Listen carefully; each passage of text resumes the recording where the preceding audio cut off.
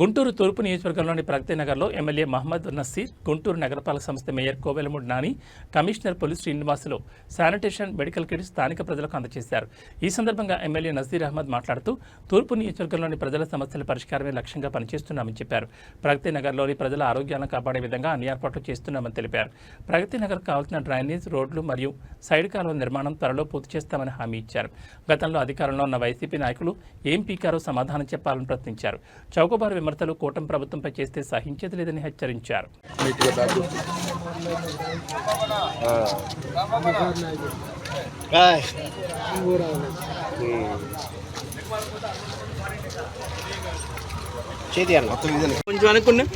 Jayalakshmi sir B Rajyalakshmi, Syed Salma,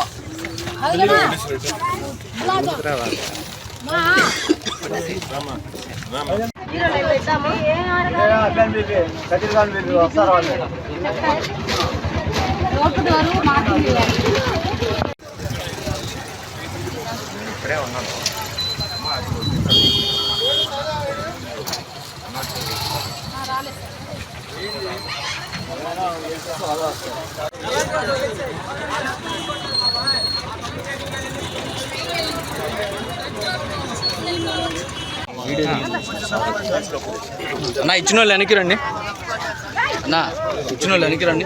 అమ్మ కొద్దిగా వెనక్కుండవా sir ఒకసారి ఒకసారి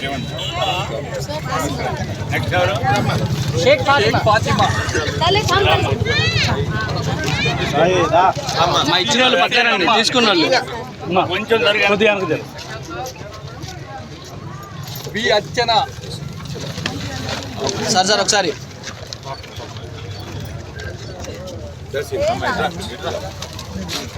సార్ పట్టుకోండి. సార్ ఒకసారి ఆగమ్మా. సార్ ఒకసారి షేక్ నజీమా,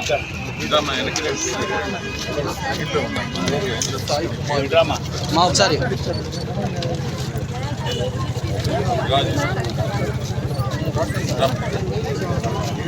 వచ్చేసాను. పేరు చదువు.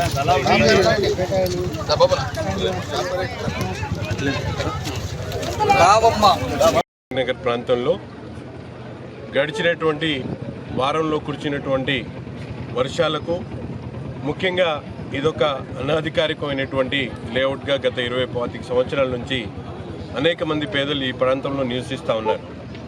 కూటమి ప్రభుత్వం ఏర్పడిన తర్వాత పెద్ద ఎత్తున ఈ ప్రాంతంలో ఉన్నటువంటి ప్రతి ఒక్కరికి కూడా అవసరమైనటువంటి మౌలిక వసతుల మీద దృష్టి పెట్టి నిధుల్ని విడుదల చేసినప్పటికీ కూడా స్థానికంగా ఉన్నటువంటి సమస్యలతో ముఖ్యంగా డ్రైన్ల మీద ఉన్నటువంటి ఇళ్ళు వాళ్ళు కట్టుకున్నటువంటి వాళ్ళని తొలగించేటువంటి కార్యక్రమంతో రోడ్లు, డ్రైన్లు కట్టడం కొంత ఆలస్యమైనటువంటి మాట వాస్తవం.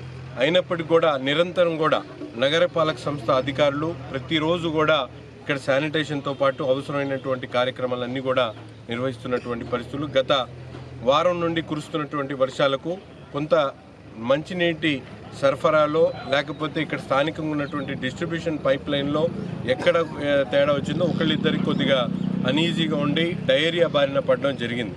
దీన్ని పెద్ద ఎత్తున ఈరోజు నగరపాలక సంస్థ ఆధ్వర్యంలో గౌరవ మేయర్ గారు, కమిషనర్ గారు అలాగే పెద్దలందరూ కూడా కలిసి ఈ ప్రాంతంలో ఉన్నటువంటి ప్రజలకు అవగాహన కల్పించేటువంటి కార్యక్రమంతో పాటు ముఖ్యంగా తీసుకోవాల్సినటువంటి జాగ్రత్తలతో అవసరమైనటువంటి ఏదైతే డయేరియా బారిన పడినటువంటి ఎవరికైతే అవసరమైనటువంటి కిట్ని ఈరోజు దాదాపు 850 రూపాయలు విలువ కలిగినటువంటి కిట్, ఓఆర్ఎస్ ప్యాకెట్స్ 10, అలాగే సోప్స్, హ్యాండ్ వాష్, తర్వాత 2 నాప్కిన్స్, ఇవన్నీ కూడా ఒక కిట్గా చేసి ప్రతి ఒక్కరికి కూడా 1000 మంది ఇళ్ళు ఉంటున్నారు, వాళ్ళందరూ కూడా అందించేటువంటి కార్యక్రమాన్ని ఈరోజు తీసుకోవడం జరిగింది.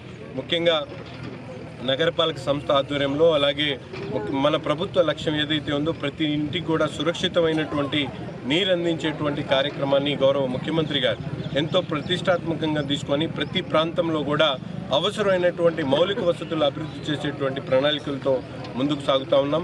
తప్పకుండా ఈ ప్రాంతంలో ఉన్నటువంటి ప్రగతి నగర్ని కూడా పూర్తిగా అవసరమైనటువంటి పైప్ లైన్లతో పాటు రోడ్లు, డ్రైన్లు, వీధి దీపాలు, ముఖ్యంగా గతంలో 20-25 సంవత్సరాల నుంచి ఎప్పుడు లేనటువంటి విధంగా ఈ ప్రభుత్వం ఏర్పడిన తర్వాత స్థానికంగా ఎంతమంది నివసిస్తూ ఉన్నారు, వాళ్ళు ఎన్ని రోజుల నుంచి ఉంటా ఉన్నారు, ఎంతమంది ఉంటున్నారు అనేటువంటి పక్కా సర్వే చేసి ప్రతి ఒక్కరు కూడా పట్టాలు ఇచ్చేటువంటి కార్యక్రమం కూడా చేయడం జరుగుతూ ఉంది. అంతేకాకుండా ఇటువంటి ఏదైనా ఇబ్బంది వచ్చినప్పుడు ప్రత్యక్షంగా శాసనసభ్యుడిగా నేను ప్రతిరోజు కూడా ఈ ప్రాంతంలో పర్యటించి ప్రజల అవసరాలను తెలుసుకొని వారికి కావాల్సినటువంటి ప్రతి ఒక్క అవసరాన్ని కూడా తెలుసుకొని వారికి కావాల్సినటువంటి పనులన్నీ కూడా చేసి పెట్టడం జరుగుతూ ఉంది. ప్రజల పక్షాన ప్రజలతోనే ఉంటామని చెప్పి కూడా ఈ సందర్భంగా తెలియజేస్తూ చౌకబారు విమర్శలు చేస్తున్నటువంటి కొంతమంది రాజకీయ నాయకులకి ఈ సందర్భంగా చెప్తా ఉన్నా, ప్రజలకు అన్నీ తెలుసు. మీరు ఈరోజు నలుగురిని పే ఆర్టిస్టులను పెట్టుకొని మాట్లాడడం కాదు, నిజమైనటువంటి చిత్తశుద్ధి ఉంటే ఈ ప్రాంతంలోకి వచ్చి ఎవరు ఏం చేశారు, ఏం పీకారు అనేది ఒక మాట మీరు అర్థం చేసుకొని మాట్లాడాలని చెప్పి ఈ సందర్భంగా కోరుతా ఉన్నాను.